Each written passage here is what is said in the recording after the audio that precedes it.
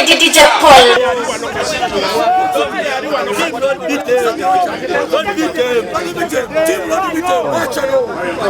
Musaija, wala katwaniza kabaka. Tofayo. Kabaka. Ya. Anai na mic. Bananga mic. Emma. Oh, Okay. Saha Alaze emikono 2,000. Ne baba dagadde mmiri. Emikono 2,000. Record.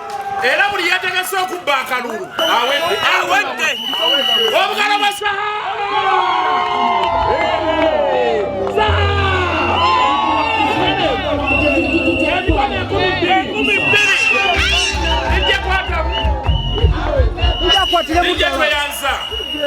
Naye ogenda lya akalulu mwana gwe Kasuku bano abaana ogenda bakuba akalulu so ogende maaso kyusa mu bigambo byo yakalidde kiwedde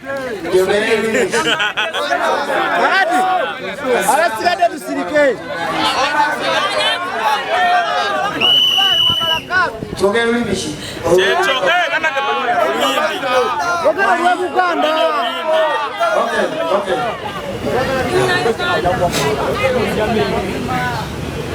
Let me express my deepest gratitude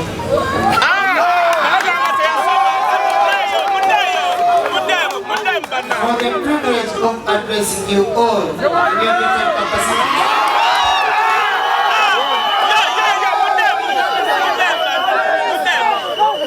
We stand before you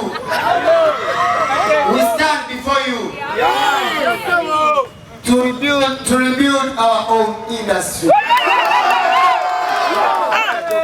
We've come to unleash its good working relationships with other businesses. We've come to serve. We've come to open up a new chapter. Yeah. We are going to legalize our music industry. We are going to make it a legitimate business. We are going to be united. I've come to unite all.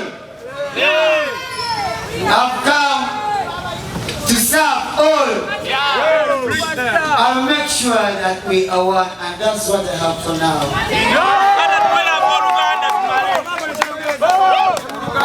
Mulimi olutegereke ko bulungi amanya gati nzise mandamanisi abasinga mukubakisa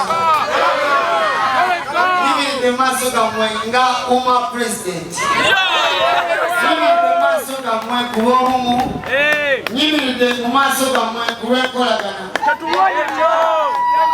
tugenda kulwanirira amateeka gaffe ng'abayimbi tugenda kakasa nti okuyimbwa kutwalibwa nga bizinesi n'olaba ebiringa birala tugenda kulwanirira ekitiibwa ky'omuyimbi era omwana wa geto yenna ali eyo ng'oyimba funa kadi ya uma ogenda